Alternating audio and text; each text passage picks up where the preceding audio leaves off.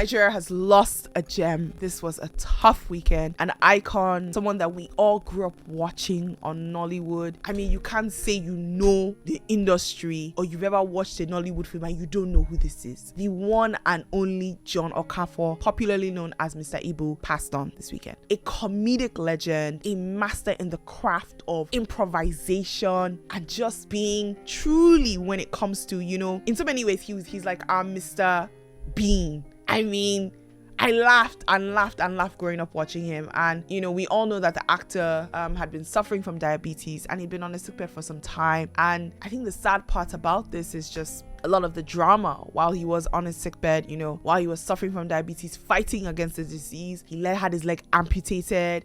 People were crowdfunding for him. A lot of popular big wig business people came in, supported, made sure that they covered all his medical expenses. And we were all hoping that he pulled through. But unfortunately, he did pass away. And of course, he passed on because of diabetes and complications surrounding that sickness. And a lot of people were wishing him well, but I think the worst part about it was it didn't feel like he had the support of his family. I mean, there was so much drama, so much dirty laundry being aired about his ex-wife, his recent wife, his children, his adopted children, and it just felt so messy. We were all hoping for some good news of his recovery, but unfortunately he has passed on. Now, going on to what some of the drama that I alluded, Mr. Okafor, his wife, announced that the accounts where the donations were made had been seized by Jasmine Okeke. Jasmine was later identified as his adopted daughter and claimed that Mr. Okafor was withholding a sum of 1 million naira donation. They were going back and forth, accusing each other.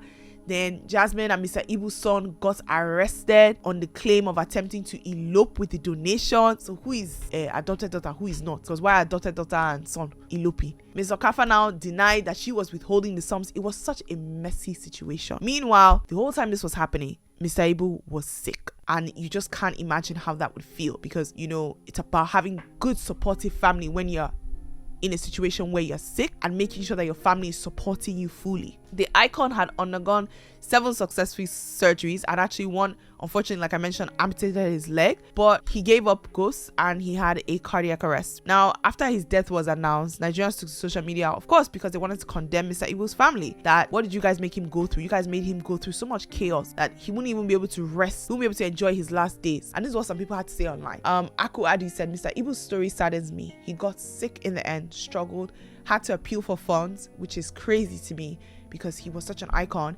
had his leg amputated while his family was fighting over his donations, and then he dies. What's all the point of life? What is the meaning of this? Why are we here? And I fully agree with you.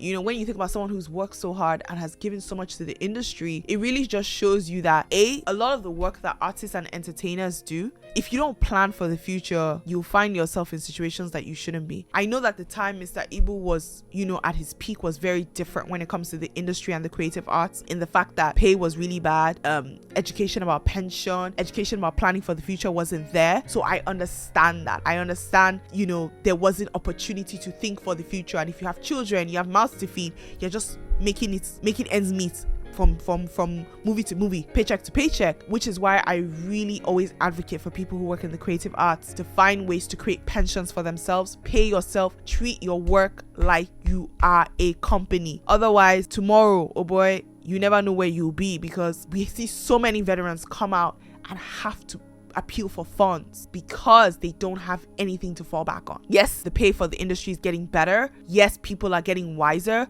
but at the same time, even as the pay is getting better, people's lives and the cost of living is high. But not even the cost of living, the cost of lifestyle is high. So it's really a responsibility of everyone, specifically now that we have the education of the future, of what it means to plan for the future, to make sure that you're using your funds properly.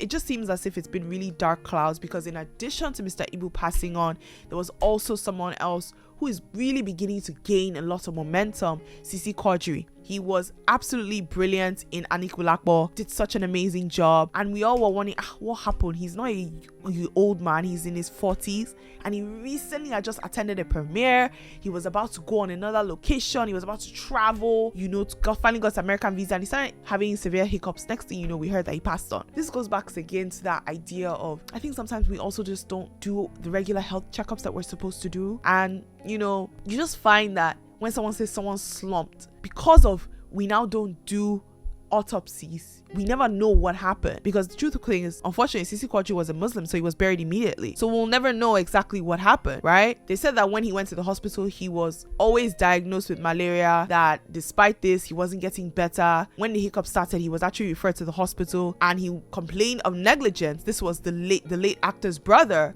explaining after his brother died that there was negligence by the health workers. And that one I can see, because we all know that the healthcare system in this country is just absolutely ridiculous. Unfortunately, he gave up ghost after a few hours. And this is just so sad, because when you hear someone who is young and they die and there's no explanation, it goes back to this thing where I feel like we don't value life. Like, we don't have a good quality of life here, because what happened? Why did he die? What was the diagnosis? How can someone be going to the hospital over and over again? You're telling them they have malaria. How? But we all know that if you go to the hospital and you do a blood test, average Nigerian has malaria in their system. So there had to be something else that was wrong with him. Gaslighting people, misdiagnosis, it's enough. But then also, I mean, the healthcare workers, do they have enough motivation to do what it is that they're doing? Their pay is ridiculous. I'm not saying that that's the reason why they should misdiagnose people, but I'm saying that they don't have enough incentives. A healthcare worker is taking care of people's lives. In America, healthcare doctors are paid ridiculously well, although they have a lot of debt. That's a nice side story. But there has to be enough motivations for good quality trained healthcare workers in our system. Praying for the family of deceased, for Mr. Ibu and also Sisi Quadri. I just pray that their souls are able to rest in peace, and that the family is able to find peace in this season. It's such a shame, such an absolute shame to see this happen to the industry. I don't want to end this on a sad note. Let me know your fond memories of Mr. Ibu, any funny, movies that you remember him. What's your fondest memory of Mr. Ibu and Sisi Quadri? Comment down below. Share those beautiful memories in the comments.